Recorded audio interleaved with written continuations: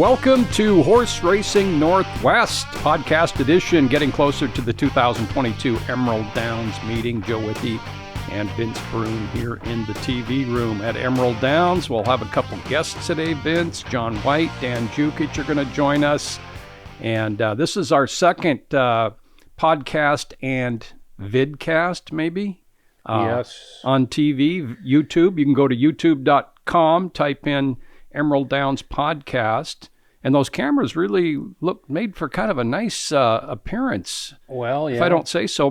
There's one thing they got to correct a little bit. My hair looks white or something on those cameras. So okay, I mean, they got to fix that. But you know, I got my coaching here. I forgot last time we were on camera. I need to look into it a little bit more and pay a little closer attention to that. So I'm on it today. Okay. Yeah. So you can go to the regular spots for the audio version, emeralddowns.com, or just type in Horse Racing NW, wherever you find your podcasts.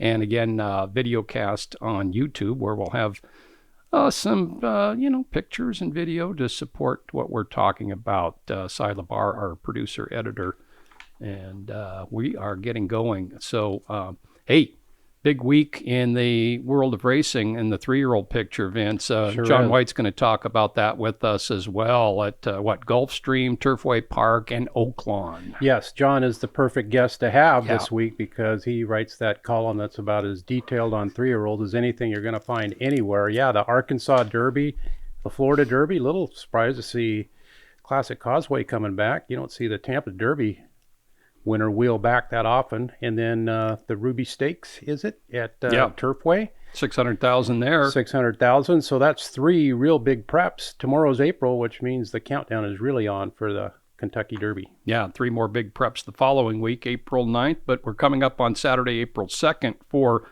the 3-year-old preps this week. And to me, it just seems fairly wide open. Epicenter was great last week in Louisiana, and Classic Causeway. There's Messier waiting out west, but boy, there's 10 horses that seem really live at this point right now, at least. Yeah, and I'm certainly not the biggest expert on the 3-year-olds comparing them, but to my eye, Epicenter is the best one I've seen so far, just because the way he did it, was able to sit and then just power home like that. That was a real good sign. Steve Asmussen, he's done everything. We're talking about how many career wins he has. Not one of those in the Kentucky Derby, though, so I'm sure that's a giant check mark in his Hall of Fame resume he'd like to get. Okay, well, we have some news for you. There's unfortunately some passings in our industry. We'll be talking about those. Emerald Downs, we've got horses on the work tabs now. Yeah, I jotted down a few. They really, we opened on February 28th, so, from scratch it takes a good 8-10 weeks to get up to speed and get race ready. But a couple of the bigger names, and 2 of the top 4 finishers in the Longacres Mile had spins this week, Wind Ribbon and Papa's Golden Boy. Excellent. Both on the work tab going 3 ace. Champion from last year, Coran, had a nice 3 furlong work for the K. Penny Cooper barn. A couple other horses I noticed out there. McCaw Lane, I'm not sure if he ran here last year, but he ran in the 2020 mile and was a good allowance winner here. He's back on the work tab. Yep. Akasi, one of the famous horses from last year, because that's the horse that Alex Cruz rode without irons to victory, is training for David Martinez, Oakcrest Farms. Frisco Frills was kind of a fast horse early in the meet here last year. Notice that one on the work tab, I think, for Cliff Balcom. So, we're getting closer. May 15th, opening day. And come on out in the morning, go to the Quarter Chute Cafe, look outside, and you can see some horses. Yeah, Quarter Chute Cafe open Wednesday through Sunday at this time of year. Wednesday through Sunday for the Quarter Chute. Dark on Mondays and Tuesdays. Joe and Sally Steiner back. Fantastic place in our racing industry. Admission books, if you want to give a gift or gift yourself a little bit, you can get an admission book that'll give you a pass for the entire season, $149. So that's a good deal. And then if you're 60 years of age or older, that admission book is just $95. So a great senior discount there for our 50-day meeting coming up. And also group sales. Well, we've been such a popular party place over the years. Vince is right there amongst all the groups. He hears a lot of hooting and hollering on certain days. The suite's up there on the 6th floor. Vince's office is right up there amongst them. But hey, we're wide open now as far as restrictions. So give Vicki Potter a call in our group sales department, 253-288-7703. 288-7703. We've got 4 nice suites up there. You can book yourself a party, a get-together, day at the races, etc. So that is something that's back on board very nicely. The WTBOA banquet, we had that a couple weeks ago. All the Washington bred winners were crowned for the 2021 racing year. Congratulations to you, Vince Brune, recipient of the Mark Kaufman Media Award for the second time. Congrats, man. Yeah, thanks, Joe. That was a very nice honor. And as I said that night, of course, Mark Kaufman, you and I both knew very well. And I believe he hired us both into the industry. So, yeah, thank you very much for that. That was a fun night. You want me to mention some of the other winners here? Yeah. We can go down, well, with some of the horse awards here. We got the Champion Turf Horse, Harbored Memories, we've talked about on this podcast down in Southern California. Champion Sprinter, Papa's Golden Boy, no surprise there. He was double stakes winner here. Champion 2-year-old filly, Coran, undefeated last year. Champion 2-year-old Colt and Gelding, and Champion 2-year-old went to Cobra Jet. Very fast horse, understand back in training for Frank Lucarelli. Champion 3-year-old Coulter Gelding, Coastal Kid. Boy, his best race might have been when he gave Top Executive everything he wanted in our Derby. In the Muckleshoot Derby, and then did win the Muckleshoot Tribal Classic against older horses. Champion 3-year-old filly, champion overall 3-year-old went to Blazing Bella Blue. Champion older filly or mare, It's All in the Notes. I saw she got claimed the other day down at Oaklawn. Champion handicap horse went to Papa's Golden Boy, and the horse of the year went to Blazing Bella Blue. Blazing Bella Blue, bred by Petra Lewin and Charles Essex, owned by those two as well.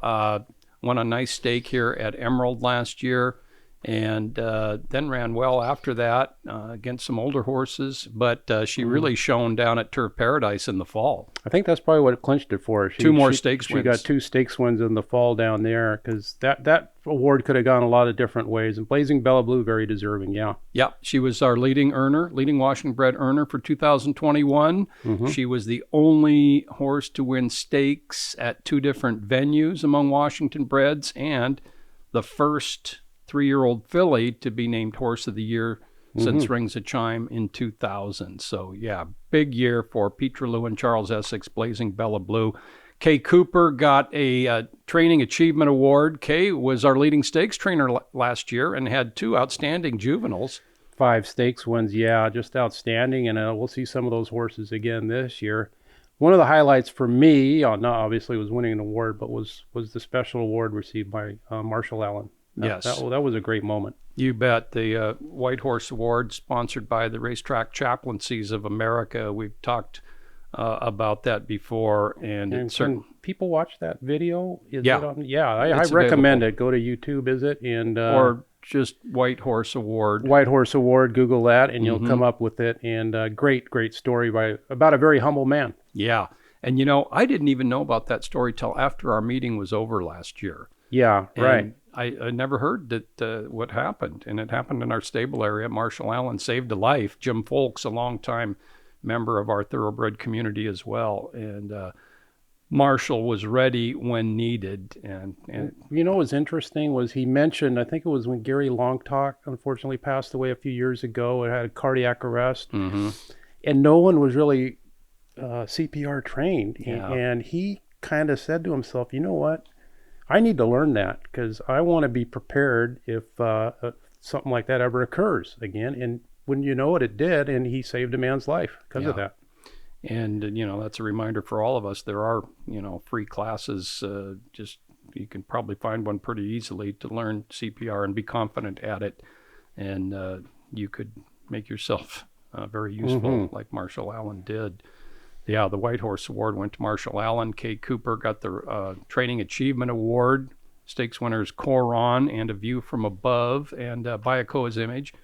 And then Alex Cruz, he's had a couple of good runs up here. He got the Riding Achievement Award. He did, yeah, and that was, we mentioned, for his victory aboard Akasi. The irons came out at the break. Akasi was kind of a talented, but kind of a mistake or error-prone filly last year, and quirky anyway. And I think a jockey will tell you one of the most frightening things is riding without irons, because you basically have no control and you're in the heat of the battle out there, and a lot of things can go wrong. And not only did he make it to the line, he ended up riding her through the lane and winning the race, which was just a great accomplishment. And of course, Alex, also our two-time defending riding champion. Would he win the title by this year? One victory over Julian Couton. Yeah.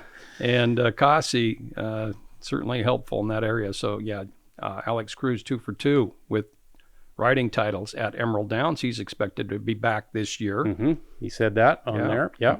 So we'll look forward to that. So this weekend, we're going to talk 3-year-old stakes, but also background. Longacres Mile hero from last summer is in at Oaklawn in a $100,000 plus allowance race. He should be pretty tough after running second to that Market Analysis. Yeah. A few weeks ago. Market Analysis is in the Oaklawn Mile. I thought background ran great last time, and she really showed that competitive spirit down the lane, and has some tactical speed. And, his two running lines are the classic way you want to see it. Ran okay in the debut, made some improvement around the turn. Then last time was very competitive, came up a little short against a good horse. So I think he's sitting on a big effort. Yeah. And Immoral, who's also owned by Bob and Molly Rondeau and Mark DiDomenico, he's in a $200,000 3-year-old sprint stake at Turfway Park, the Animal Kingdom Stakes. Immoral is 1 for 2 lifetimes, so he's something to keep an eye on as far as local ownership. They got a nice 3-year-old too. We've talked about Call Me Jamal. We'll have to find out what's going. There had been some talk he might run in the Arkansas Derby even. Yeah, he didn't go in that. So, and then Training Day, also available on YouTube. We're going to start that next Thursday. So April 7th will be our first Training Day video. And happy to bring that back, and it's been on for several years. So, okay, there's some news and notes. I did want to mention Nina Hagen, who with her husband Ron operate Eldorado Farms. Nina had a serious health issue. She had brain surgery. She had a tumor, and it was taken out. And Vicki Potter showed me a picture of her. They didn't really have the medical staff didn't have to take all that much hair out, but she's got about a 7-inch incision on her head. She's back home. She's feeling good. And of course, Nina is, you can't find a harder worker than her. She's about 4'11" and 101 pounds, but she handles all those big stallions and foals the mares along with Mike, her top hand up there at Eldorado, and busy time of year for them with breeding and foaling going on. So all of our best to Nina Hagen up at Eldorado Farms. Nina and her husband Ron won the S.J. Agnew Award from the WTBOA in 2017. All right, we'll take a time out. We're going to come back with Jon White on Horse Racing Northwest.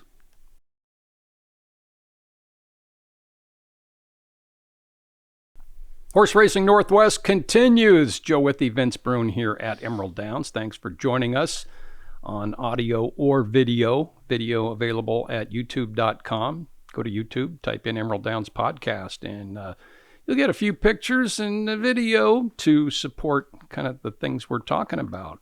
And happy to do that, our second video cast. Hey, Barkley and Conveyance are the hot new stallions in the Northwest. Barkley has had his first foals hit the ground. And, of course, Barkley, one of Emerald Downs' all-time greats, won 10 out of 20, won the mile. Would he win his first 6 starts, had that rivalry with Mach 1 Rules. Right. Second horse in track history to win stakes at ages 2, 3, 4, and 5. Just, hey, like I said, one of the best in this track's history. And he's a son of Munnings, who is just still a red-hot sire nationally. So Barkley and Port Lions got together and had this filly. Nice picture there up at El Dorado. Barkley stands at El Dorado Farms in Enumclaw. I remember Port Lions. Port Lions is, she won twice as a 3-year-old, daughter of Port Wakefield. Howard Belvoir had Port Wakefield. Howard Belvoir had Port Lions, and Howard Belvoir is going to have this filly too.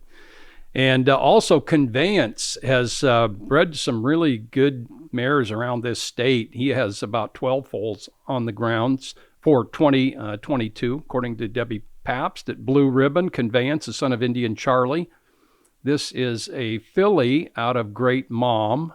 Great Mom is her name, the mother, the mare, and that's her filly by Conveyance by her side. So a couple of real strong possibilities for the future in Washington breeding, Barkley and Conveyance. I like them both. I like anything that's got Indian Charlie in there for obvious reasons. And Munnings, you know. Yeah, and Barkley, like I've ties, he's a very interesting sire prospect in my opinion, because he's an unorthodox kind of horse, but he's got good blood and was a heck of a competitor, so he'll be interesting. And he's stamping most of his runners with that big white blaze. Great. Including that filly out of Port Lions. So the Kentucky Derby Future Wager, another one this weekend. We're getting closer, of course, to May 7th, Kentucky Derby Day, Emerald Downs. No live racing that day, but of course we'll be open for Kentucky Derby Gala and racing. Great card that day, of course, from Churchill Downs. So, May 7th's the date, but Future Wager this weekend, Friday, Saturday, and Sunday. Another pool to get some interest in. And when we talk 3-year-olds, it's time to bring on Jon White. No one better this time of year. He's done the data. He'll have some good opinions.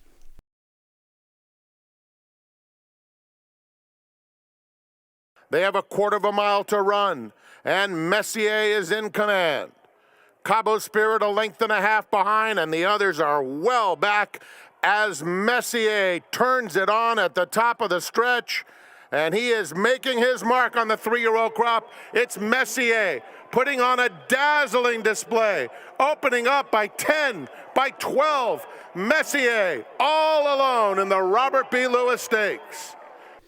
Messier, very impressive at Santa Anita, and looking toward the Santa Anita Derby on Saturday, April 9th at the Great Race Place, Santa Anita. And we're just going a few miles south down the road there to the home of our good Washingtonian friend, our great Washingtonian friend, and a very important time of the year for him, busy time. We're talking about Jon White. Jon, good day to you. Thanks for joining us on Horse Racing Northwest. Great to be with you guys. Hi, Jon. Yeah, it's good to have Jon, who has his... Vince, I want to congratulate Vince for winning the Mark Kaufman Media Award. Congratulations, Vince. Thank you to a fellow Mark Kaufman Media Award winner. Thank you, Jon. That's right. You're very welcome and very deserving. And, of course, you and I both knew Mark Kaufman very well. And he was one of the giants of Pacific Northwest Racing. It's terrific that we have an award that keeps his name alive. Sure is, yeah. It was great to have Jon up for him accepting his, and it wasn't long after that, Jon was honorary steward for the Longacres Mile.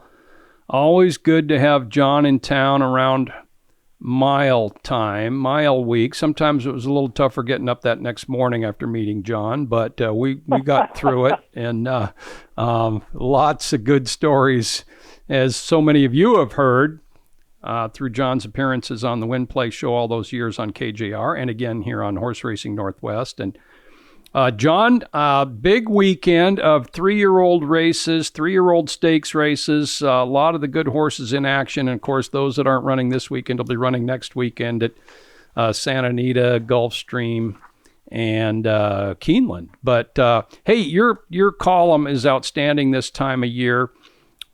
It's at Express Bet. And where else might one find it? Just Google your Jon White Express Bet?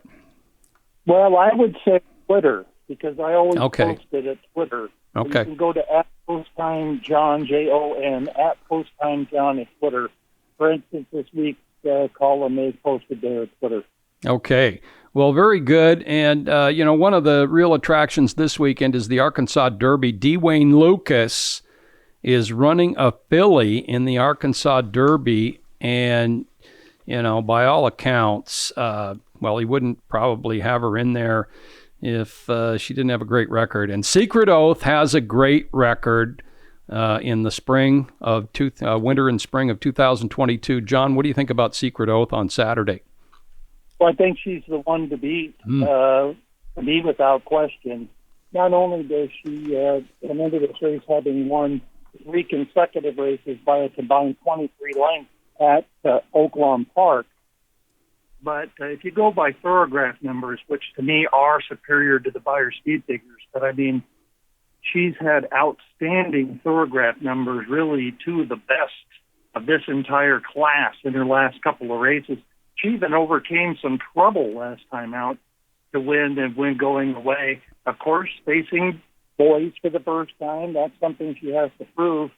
But as you alluded to, Wayne Lucas has a tremendous record when it comes to running fillies against the boys.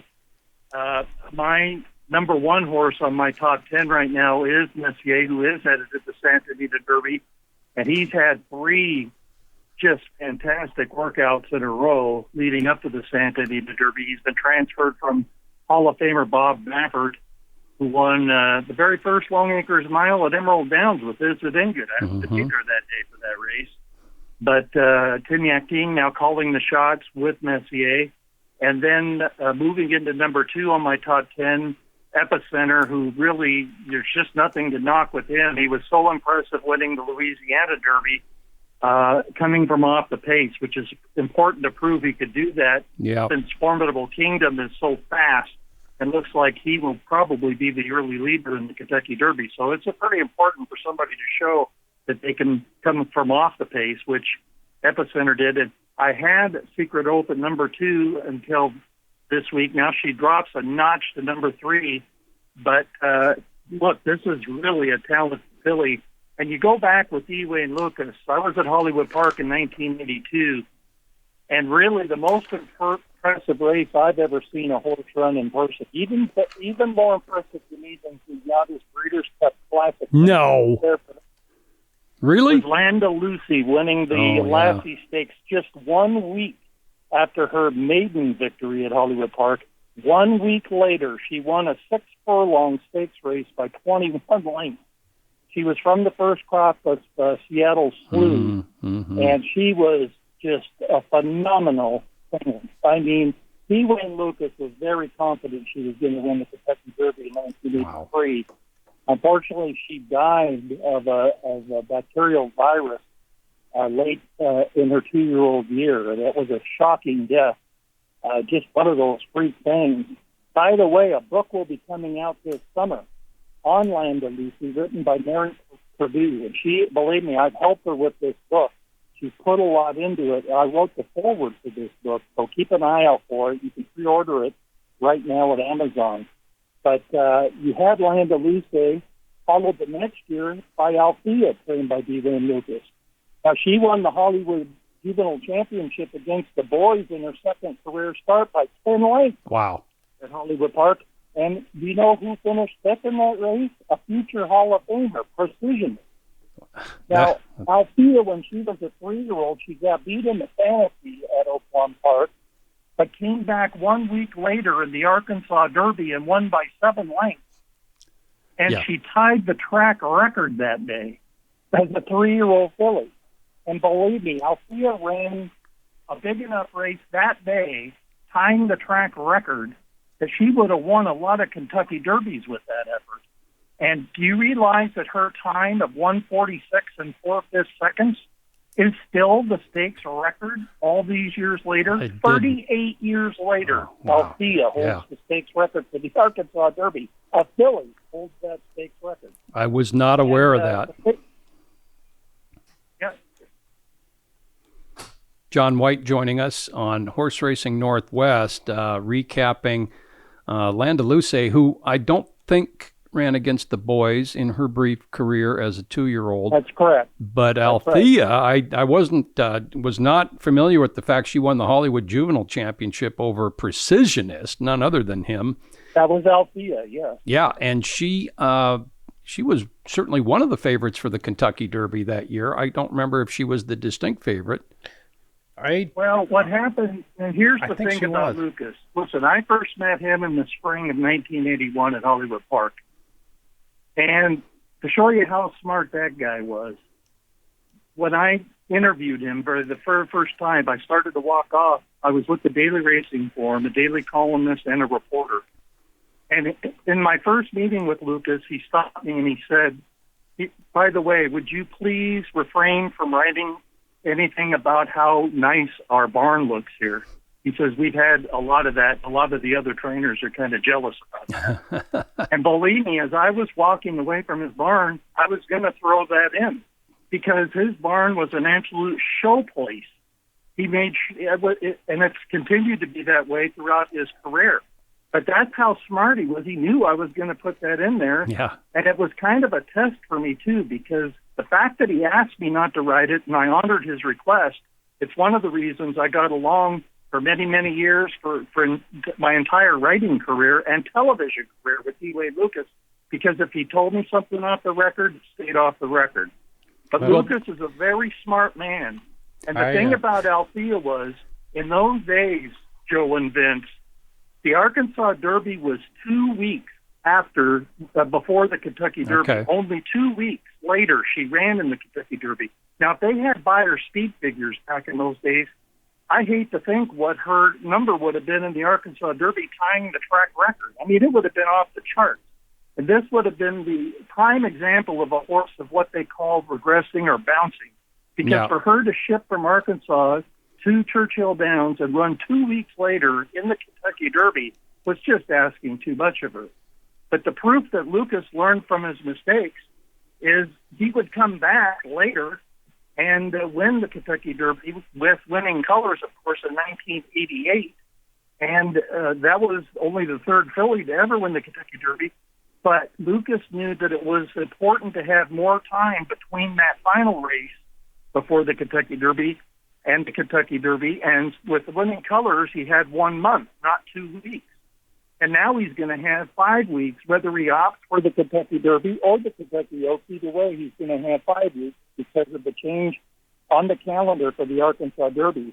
And Lucas has alluded to how important this factor is that he's running in the Arkansas Derby is the fact that he has the 5-week gap to either the Oaks or the Derby at Churchill Downs in early May. So, you know, this guy really knows what he's doing. His record speaks for itself. And, boy, I think how exciting would this be if this filly wins the Arkansas Derby, goes to the Kentucky Derby as a contender, and what a feather. You know, one of the few things Mr. Lucas has not accomplished in his career is winning the Triple Crown. But he would be the only trainer in history to win the Kentucky Derby twice with a filly. So that would be yet another tremendous achievement on his part if he could pull this off. I could tell, John, Vince working in media relations down there at Santa Anita for so many years. I'm sure you've got a couple of stories about traveling over to his barn. Yeah, and also working with the Racing Forum. And I think you're talking about Barn 66 there, and it was immaculate. But I, unlike you, did not have a $1,000% batting average with Wayne. And speaking of fillies, I made the mistake one morning of asking if Serena's Song was going to run against the boys in the Kentucky Derby. I mean, in the Santa Anita Derby, and I caught it.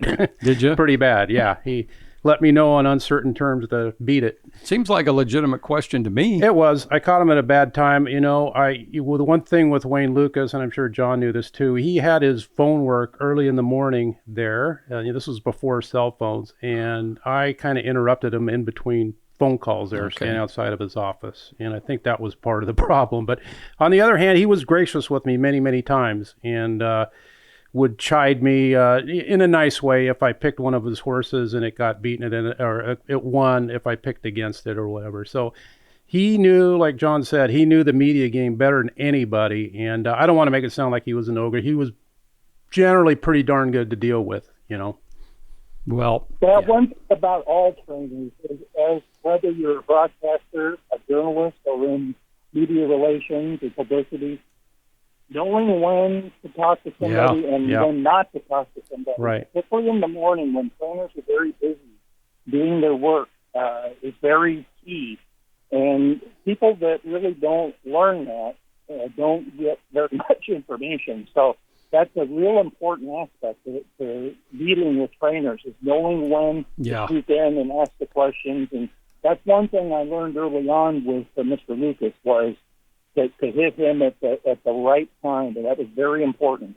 Yeah, Dennis Dodge, of course, the late Dennis Dodge, just a tremendous reporter and handicapper for the Daily Racing Form for so many years.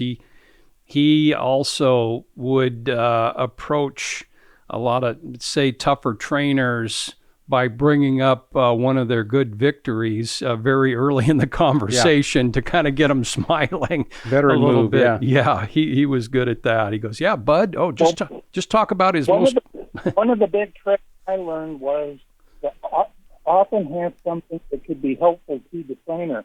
I used to walk around with a national stakes schedule. And this was before we had computers and this information was so widely available.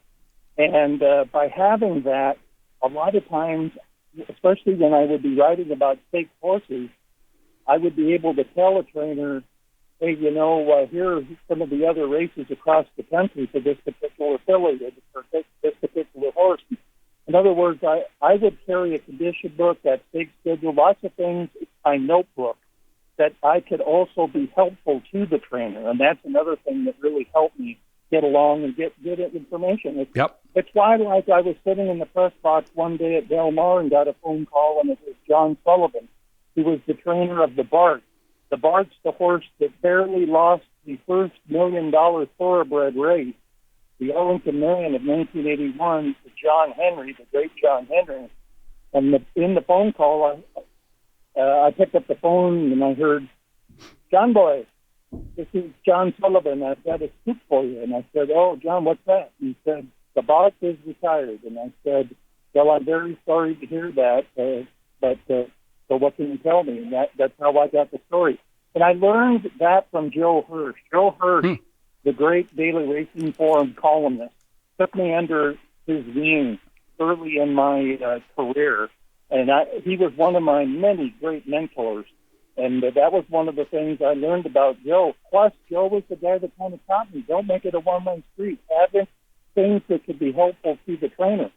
One of my favorite photos is from 1984 at Hollywood Park, when I first met Woody Stevens. Of course, won 5 straight Belmont Stakes, one of the greatest trainers of all time.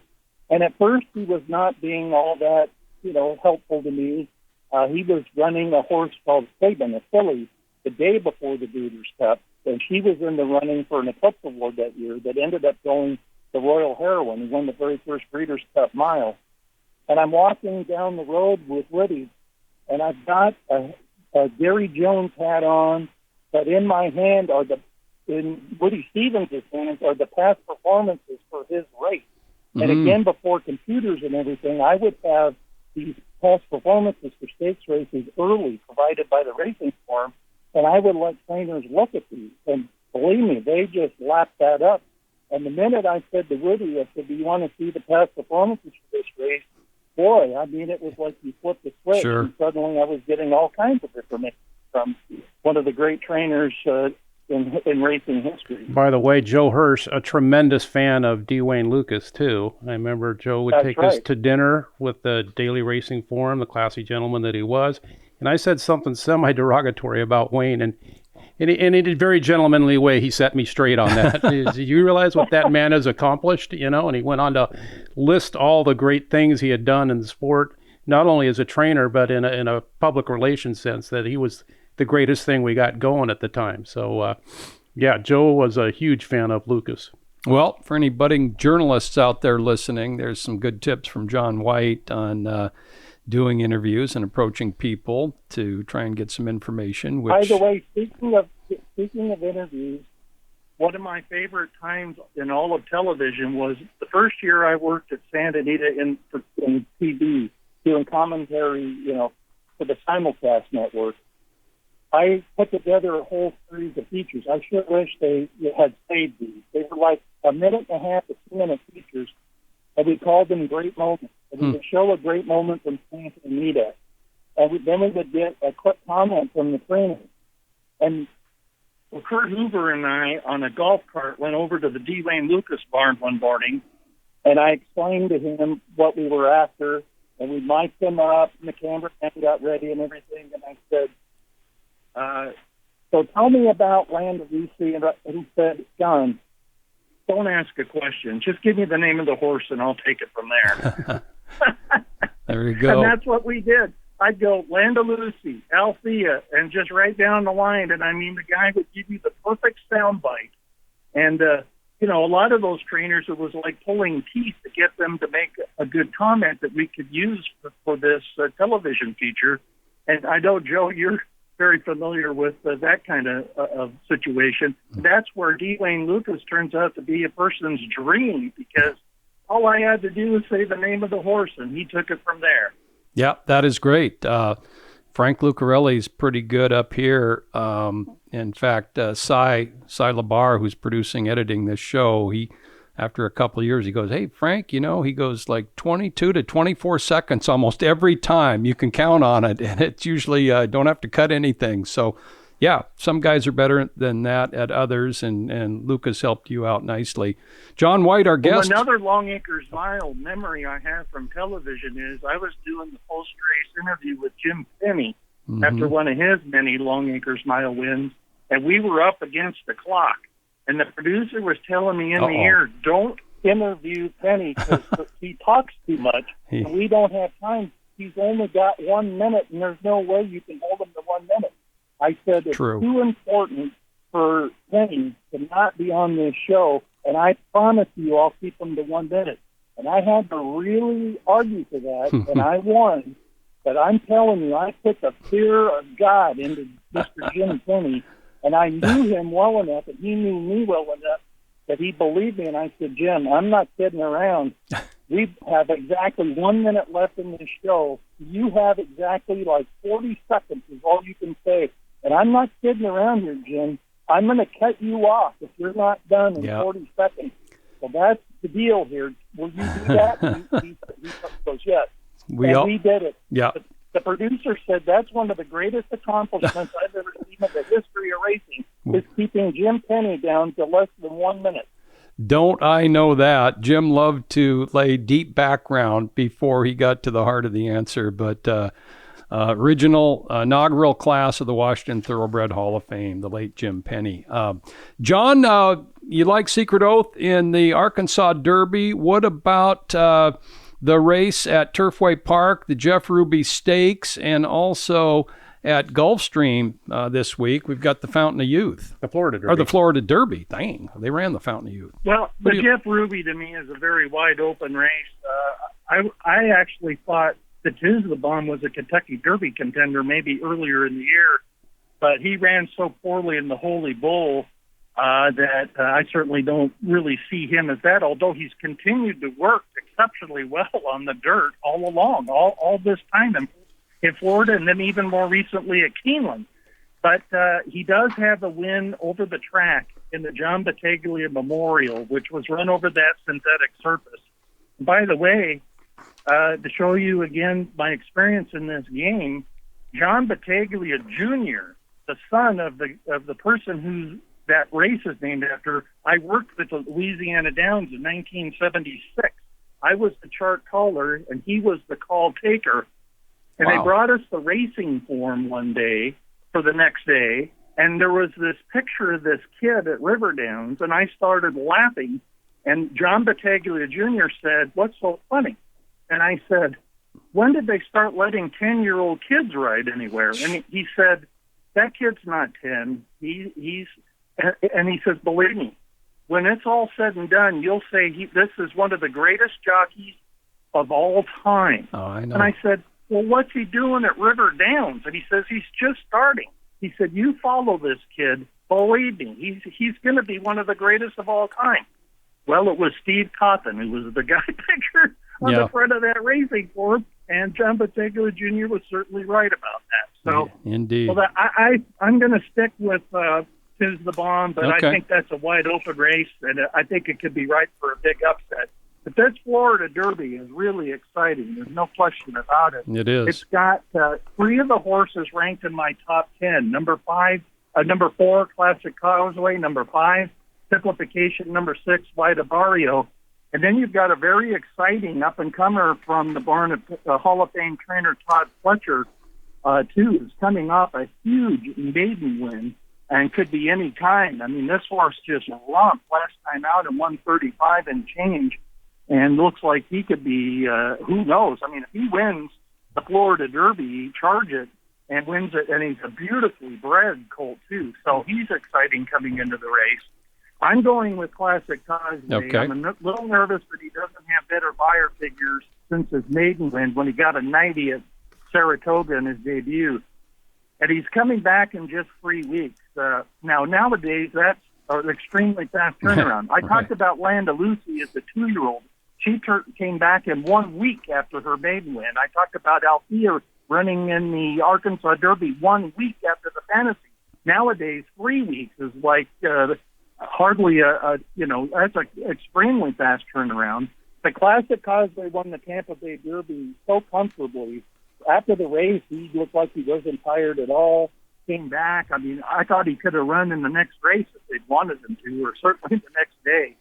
And so I think that's one of the reasons he's come back to run in this race. He came back with a very sharp workout at Palm Meadows, officially in 47 and change, but daily racing form clocked him at 46 and change, and he did it very easily. So I just think this is a very special colt. I have him at 50-1 in the future book, so nice. I'm certainly that's part of where my thinking is coming along with him.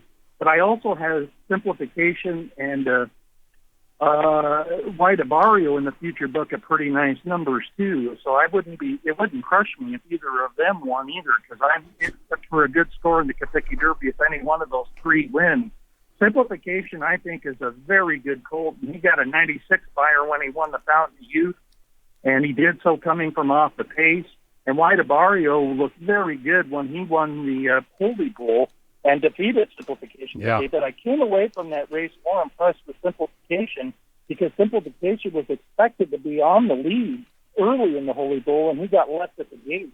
And I thought at the start, and I thought it was more impressive for Simplification actually to run second after the bad start than even for White Barrio to win. On the other hand, White Barrio had missed some training into the Holy Bull, and so any way you slice it, his 97 buyer in that race shows he's certainly a very, very good colt in his own right. And so I think he's certainly a major player. And then, like I say, you have this Target. I think really of all the Kentucky Derby races we've had leading up to the run for the Roses so far, this is the strongest. Yeah. With 3 out of my top 10 entered in the race. I've got to be agreeing with you. Yeah, you've written about Classic Causeway in your column a couple of times. Some people are knocking him, but he has won some nice races, and he is a very talented, I believe, the final crop from Sire Giant's Causeway as well. So yeah, one of only 3 foals from his final crop, and all 3 have won. Yeah. So Classic Causeway, John's top pick there in the Florida Derby Saturday, along with the Arkansas Derby and the Jeff Ruby Stakes at Turfway Park. Some great action this weekend. John, always so good to have you on. We'll get you on before the Kentucky Derby as well for your selections there. But look up John's information. Give us that Twitter handle once again. It's post time, John. It's post time. I mean, not it's post time. It's post time. Jon. Post time, Jon. Post time, John. Okay, very good. John, thank you so much. Enjoy the racing week at Santa Anita, where he is busy making the morning line there and concentrating on those races, and just a week away from the Santa Anita Derby. John, thank you so much. Great to be with you guys. Thank you, John. Thanks, John. Thanks very much to John. And I got to remember we're on TV, because Cy, gave me this note here I shouldn't put this up, because he says keep the papers down. So I will try and do that, because it's a little TV now. TV and video and audio podcast, Horse Racing Northwest. I'm going to name a yearling Keep Papers Down. Well, it'll be an inside joke. Okay. All right. I didn't know you had a broodmare. I don't. Oh, okay. If I ever have one. Yeah, you probably will. Hey, let's do our sports short. I'm going to do something I learned from John's column, his Express Bet column. And there is a Washington bred by the name of Frisky Zeus, who was sired by Menon. No, by Zeus. That was always a funny sire name that I thought. The name of the sire is by Zeus. It's not Zeus, who's by Zeus. It's So you're by Zeus. Yeah. You have to say by Turbulator twice. was out of a by Zeus mare. Anyway, Frisky Zeus won his seasonal debut in 1963, and again in 64, 65, 66, 67, 68, and 69. 7 years in a row, Washington-bred Frisky Zeus won his seasonal debut, which is pretty darn outstanding. Do you know what odds he John went was off at? there for several one of those. You know what odds he went off at on those? That'd be fun. He was favorite. John delineates a lot of that in a column in February. And he was there for several of them at Yakima Meadows, and he told his dad's buddy that the lock of the year is running today at Yakima. What? And the guy goes, yeah, Frisky Zeus. First out of the year. He'll win. And he did 7 years in a row. Salt Grinder at Emerald Downs in our history, a double stakes winner here. He won his seasonal debut 6 different years, not in a row, but he was outstanding for Jim Penny and Kate Cooper. But Frisky Zeus did it 7 seasons consecutively, seasonal debut victory. Vince. Okay, since we're strolling down memory lane Yeah. here, showing our age, I'll go along with that theme. Mine is even more obscure than that. Do you know what happened 52 years ago today? March 31st, 1970? 1970. Well, I might be one of 3 people in the Pacific Northwest who remember this. March of 70. Was that the first Earth Day? No. It probably was, yeah, sometime around then. Not a bad guess, but no, that wasn't a sport thing back then. Now, 52 years ago tonight, my father and I were in the Seattle Center Coliseum because we all know we got an NHL team now, but the original pro team in Seattle was the Totems, not the T-Birds or Thunderbirds or the Western Hockey League amateurs. The Seattle Totems, the old Western Hockey League. So in 69-70, the top 4 teams make the playoffs, and the Seattle Totems and the Phoenix Roadrunners ended up in a tie for 4th. So they had a 1-game playoff in Seattle at the Seattle Center Coliseum, now Climate Pledge Arena. And Seattle won. They were down 1-0 going to third period. Bob Corsi, who was a great right-wing goal scorer, scored twice in the final 3 minutes. And Ray LaRose added an empty netter, and the place went absolutely crazy. And Seattle won 3-1 and made the playoffs. And they ended up losing to Portland 4-2, the Portland Buckaroos back then, 4-2 in the semifinals. But that was a fun night. There was probably about 9,000 people in the Coliseum. 1-game playoff, huh? 1-game playoff. And I think that the next day, the pilots were announced they were moving to Milwaukee. Wasn't that the April Fool's Day joke of 1970? So big time in Seattle sports back then. But that was a great memory for me. Again, showing my age, but since we do have an NHL Don't team talk now, about your age when you're a lot younger than I am. That's not nice. we're getting wisdom, which is Okay. great. Yeah, I wasn't around for Frisky Zeus, actually. Oh, I was around. I was around somewhere, but I didn't see that horse run live, although he did run a couple more years. Okay. You know what? There's probably no video footage of either event we both or I are talking about it. There might be some of Frisky Zeus somewhere, yeah. Well, there'd be some, I bet you that totem game, too, in the archives of King Como or Cairo covering that right, game. yeah, they sure were all there for that, yeah. Okay, we're going to take a timeout, come back, and talk about some industry members who unfortunately left us, some prominent people in the Washington thoroughbred industry. We'll be right back on Horse Racing Northwest.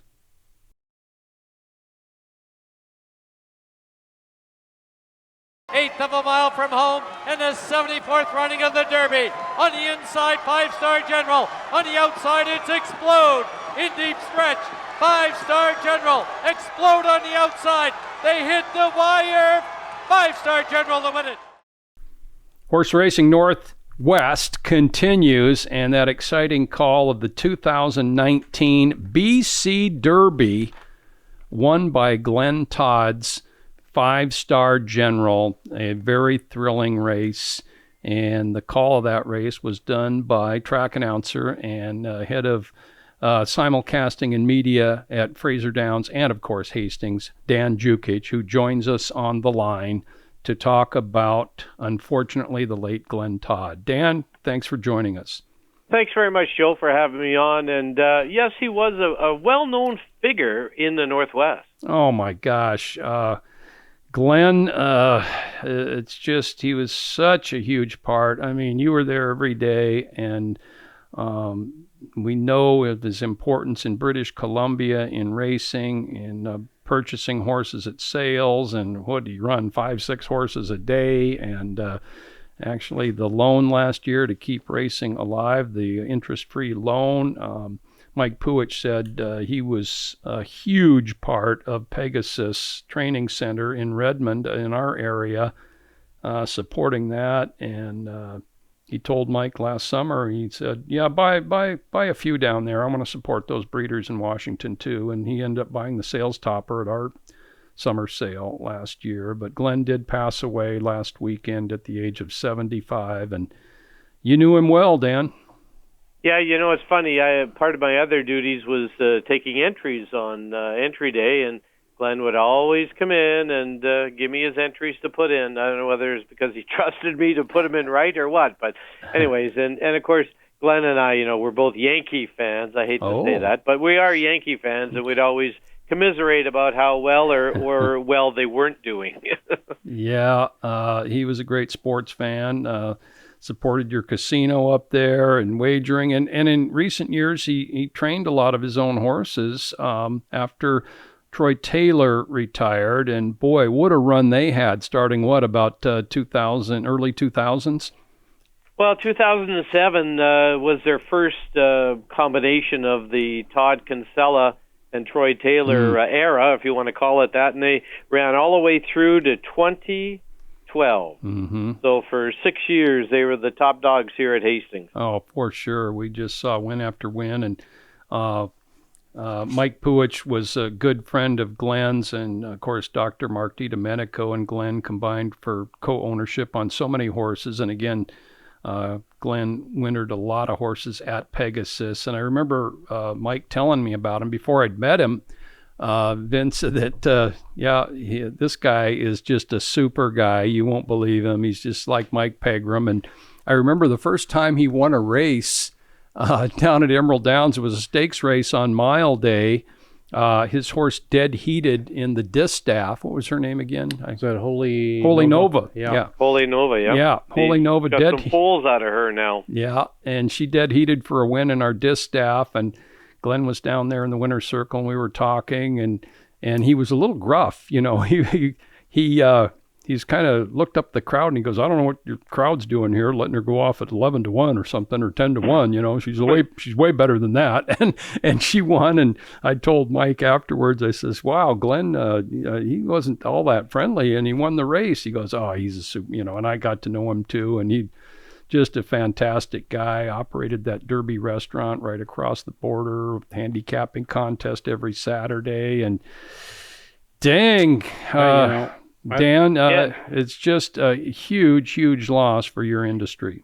Yeah, it's a huge hole in the industry for sure, and it'll be interesting to see what does happen. I mean, he's got, quite a few stake stars up here, and 5-Star General, and Broad Approval, and Prince Cairo, Princess of Cairo. Yeah. And it'll be interesting to see what the family does, in the short term with these horses, because it's they're needed here, but hey, you've got to look after what you got to look after too. When I heard the bad news last weekend, I found a great picture Reed Palmer had taken after Glen won the Longacres Mile in 2012 with Taylor Said. And so I tweeted out a picture of Glen with his arm around Mario Gutierrez, and it was really a great picture. And then sure enough, last weekend, Mario Gutierrez is at Sunderland Park, won the Sunderland Derby. I don't know if you guys saw it on Slow Down Andy. And he was interviewed by Tom Dawson after the race. He was a little bit choked up, said there was a man from Vancouver looking down on him winning this race today. So he also had a profound effect on a jockey named Mario Gutierrez. Well, Mario, started his career here at Hastings, brought up through Wayne Snow and Terry Jordan. Glen took him under his wing, and I just read the story where it said he kicked him down to Santa Anita, and they both had tears in their eyes, and he said, don't you come home, because this is the best thing for you. Boy, and Mario Gutierrez winning 2 Kentucky Derbies, and for us Northwest fans, each year that he won the Kentucky Derby, he also won the Longacres Mile here at Emerald Taylor Downs. Said, and then Point Piper in Glen 2016. Todd's Taylor said. Taylor said, great win that year over a nice horse called Winning Machine. That was, I think Glenn, looking at the article we wrote that day, had like 16 buses coming down. Does that sound right, Dan? For all kinds probably. Of friends. I mean, that was Glenn's style. Hey, let's go down there. And no matter where it is, Glenn was a supporter of racing. Yeah. And he wanted to see everyone do well. He did. He knew it was best for the game, and he had the means to be a big player. And wow, what a big player! I mean, tremendous. The race call that we played there, the 2019 BC Derby 5-star General, a race that he really wanted to win. He won it a couple years earlier than that, and then that was his second BC Derby win, but it took him a long time to win one of those. And I think you've told me he's won every stake that's been offered up there over the years. Yeah, I know. When he won the first BC Derby in 2016, was Sorry About Nothing. It wasn't really what he wanted. He wanted the Derby, but he wanted the Derby with Mario Gutierrez. Okay. And that's what he got with 5-star General. That's what he really wanted, and he got it with 5-star General. As you played the call, I called 5-star General as the winner, but when I saw the photo, I thought, oh, my God, what did they do? It did get close, didn't it? It was that close. It was that close.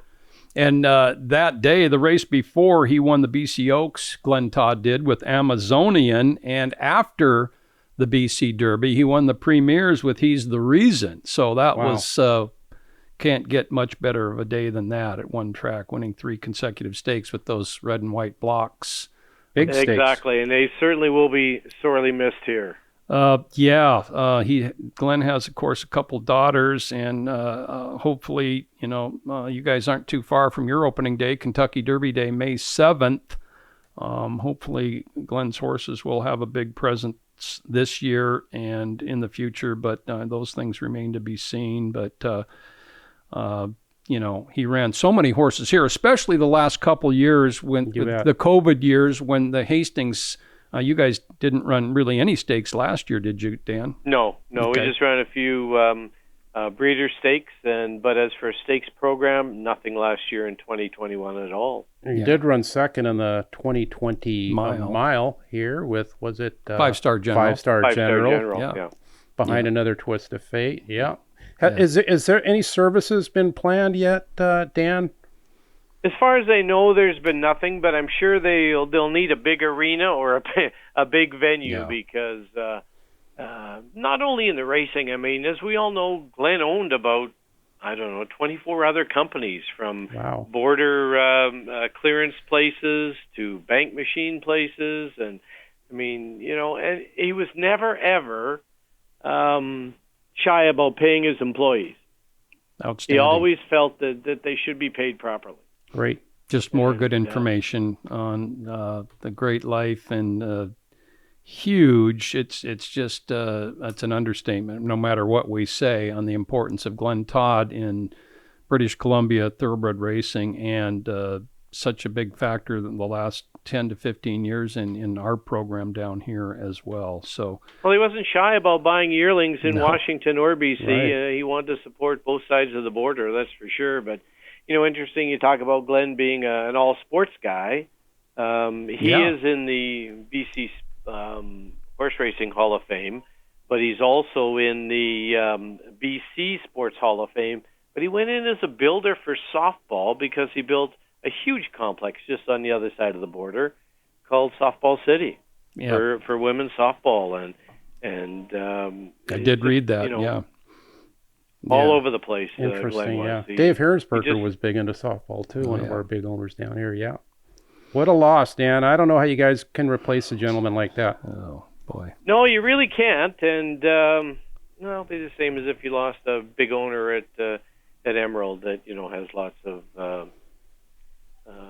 horses and they support everything, and it will be a hole. It'll be missed, but hey, you got to trudge on. Yeah, you do. And Dan, thank you for joining us. You've been a big part. Dan's actually in 2 Hall of Fames up there in British Columbia. Dan, you're in the BC Thoroughbred Hall of Fame. What's the other one?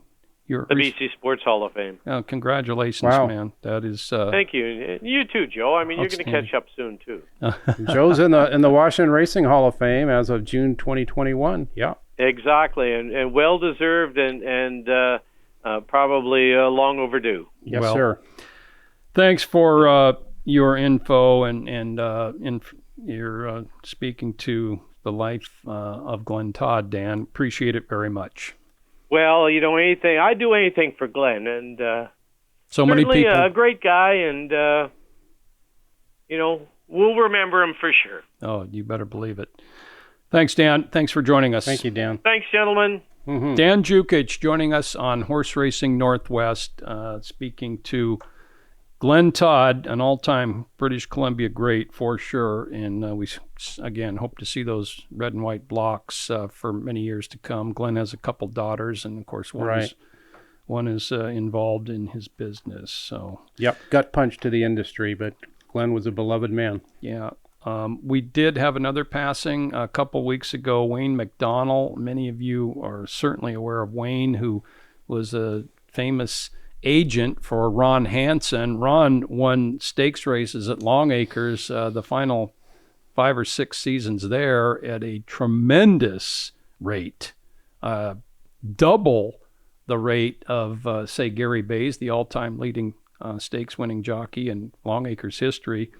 And Wayne was an outstanding horseman, too. Wayne had about a 5 or 6 year battle with colon cancer, and he was one tough opponent for that disease because he battled and battled and battled. And unfortunately, Wayne did pass at the age of 71 a couple of weekends ago. And his sister, Patty Lydon, trained a few horses. Wayne would come down and help her out, and Wayne had a job in the Longacres Turf Club when he was a teenager, and his dad was really into Seattle sports, boxing and horse racing, and Dick McDonald passed away a few years ago. I remember seeing him in their box. You knew the box right down below the media center, and kind of a hubbub of activity every race day at Longacres. And Wayne picked things up. Real confident guy, always. Trained a couple of horses for his dad and spent some time up there running them in Canada. And just, he wasn't the type that'd say, I learned this from this guy or I learned that from that guy. He would take credit for what he knew and what he, what's my word? His own style was his own. He owned it. And, he built his training. He trained native chic. Oh, I got a quick always a cinch story. Wayne was an agent, a trainer, an agent. Made a lot of money as an agent for Ron Hansen, as we well know. But in the early 80s, he was training, and they watched this 2-year-old train at Longacres, and Wayne wanted to claim the horse if he ran in a maiden claimer. His name was Always a Cinch. And Wayne found a client, and it was a hard sell to get him to jump in. It was a high claiming price for Longacres, just below the maiden special weight level. He got the owner to jump in and claim this horse for a big number, and the horse ran 5th, Always a Cinch. And the owner was not happy. The way Wayne told the story, the owner was miserable. He was miserable. He claimed a dud, all this money for a 2-year-old. Well, next time out, the horse won a maiden special weight. Then he won an allowance, and he won the juvenile championship. Oh, I forgot a big part of the story. The big part of the story is that after the horse ran 5th in his career debut and did get claimed, the owner was miserable because he ran bad and paid all that money, and he wanted Wayne to sell the horse. That's the big part of the story. Sell this horse. I don't want him. And Wayne couldn't find anybody, because the horse ran 5th. But he did find somebody to buy 1/4 of the horse. So the original owner now owns 3/4. And as I did mention, he won a maiden special weight next time out, then an allowance next time, stakes place. Then he won the juvenile championship. And he was on the Kentucky Derby trail as a 3-year-old. He won the California Derby, went back to Kentucky. But all this time, the owner, Wayne said, was miserable. And this horse is doing all this stuff. He might run in the Kentucky Derby. Why was he miserable? because he only owned 3/4 of the horse. He wanted to own the whole horse now. So the guy was miserable after the claim, and he was miserable when Wayne sold a quarter, and he was miserable when the horse was doing good, but Wayne stuck in there, and Wayne had Native Chic in the mile. He also had, you remember Daylight Delia. Yeah, I remember her beating one of my favorites, Our Legacy, and I think we mentioned it was the 84 Everett. Is that what we figured? Mm-hmm. And the Ms. Stakes as a 3-year-old. I kind of liked Daylight Delia that day, but I was so loyal to Our Legacy that I was kicking myself on the way home because I knew she was going to fire. You know, when I think about Wayne Mcdonald, racing is a business. There's money at stake, and it's important. We get it, but it's also kind of a fun business, right? It's supposed to be anyway. And Wayne Mcdonald, boy, he had fun with a capital F while doing all these things at the racetrack. So I think he had a great 71-year run. You know, that's very apt that you would say that, because Chris Eklund, who is married to Kelly Steiner, or Steiner, Joe and Sally's daughter, not Kelly, darn it. Anyway, he was mentored by Wayne as an agent, Chris Eklund was, and he said the same thing that you just said. He goes, Wayne goes, hey, I've lived as much as 3 people, I think, in my life. So he goes, I'm not worried about anything. So anyway, Wayne did pass at the age of 71. Just had a tremendous run, and spent a lot of time at Mountaineer Park. He spent enough time there where he needed to spend a few more years and get a pension, which he did. That's why he spent so much time back there. And of course, that box seat. Doris Harwood said some really nice things about him. Doris was a jockey, of course. Doris, in our Hall of Fame as a trainer, started working for a couple trainers, including Wayne. And she said he was one outstanding horseman. He knew everything was organized. Sometimes he'd come in without sleeping at about 5 a.m. with some girl in high heels in tow with him, come to the barn, but he would give the orders and be in complete control, and his horses look great. And she goes, I learned a lot from Wayne Mcdonald. He was a great horseman. You know what would be fun is if Hollywood made the Ron Hansen story to think about who would play Ron Hansen and who would play Wayne Mcdonald, because those would be great parts for the good actors. There's a lot of content in there that could be movie making material. So our condolences to Patty, and actually Wayne and Patty's brother Dennis passed away early this year also. So tough year for Patty Leiden. Boy, he did a lot of different things though, didn't he? And all of them well. And he really enjoyed following Mark Glatt's horses the last several years. He became very close to Mark Glatt, and talked to Mark every day. And Mark learned a lot from Wayne, and Wayne would tell Mark where he went wrong.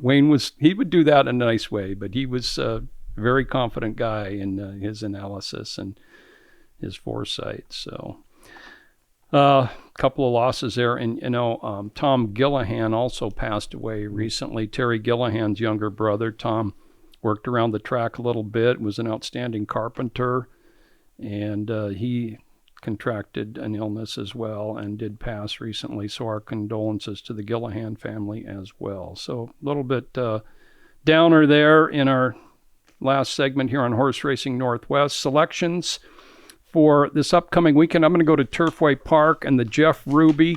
John mentioned a couple times what a wide open race that was, and Tiz the Bomb certainly deserves to be the favorite off his 4 career victories and 3 stakes wins, and recent win in the John Battaglia at Turfway Park, but he beat Stolen Base narrowly. Stolen Base is in there.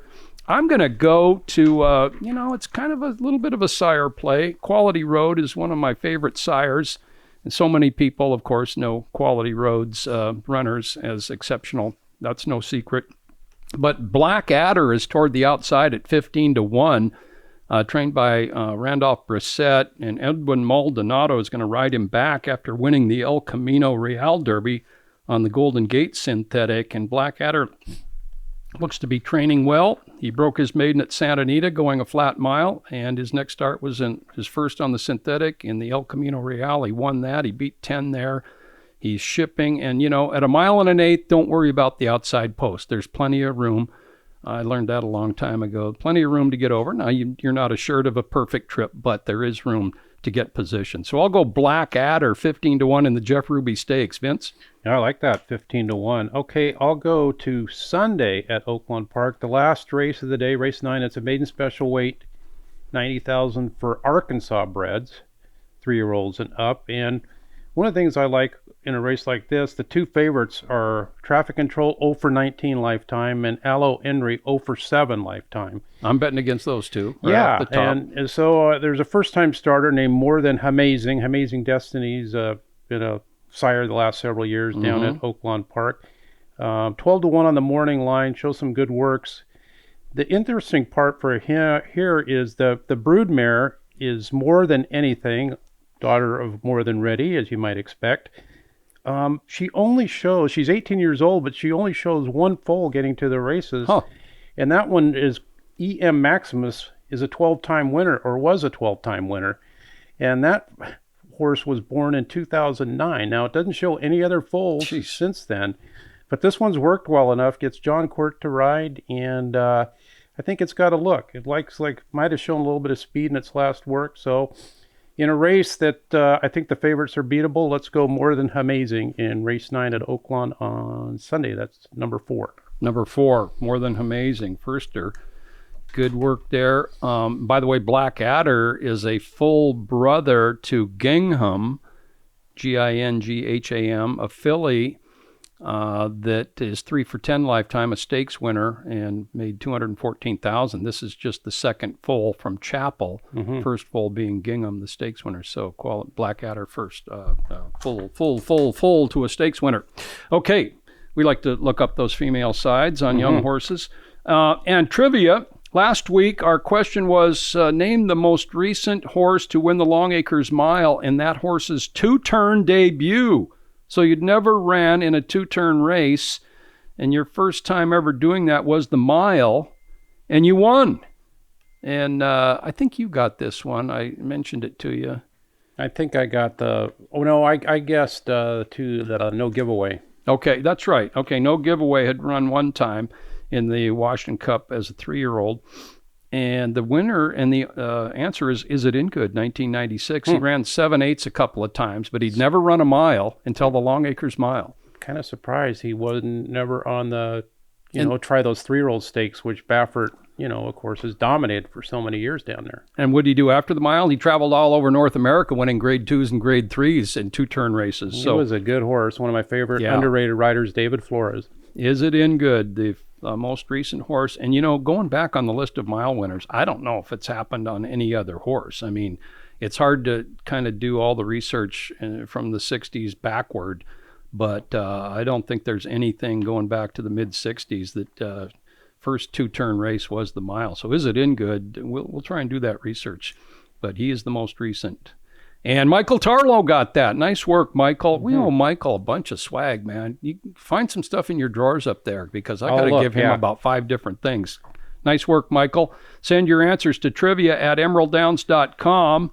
The new question for this week is, name a horse that had 3 fastest times at one Emerald Downs meeting at different distances, of course. A horse that had 3 fastest times at one meeting at different distances. There's a whole bunch of them that have had 2, including Papa's Golden Boy last year, right?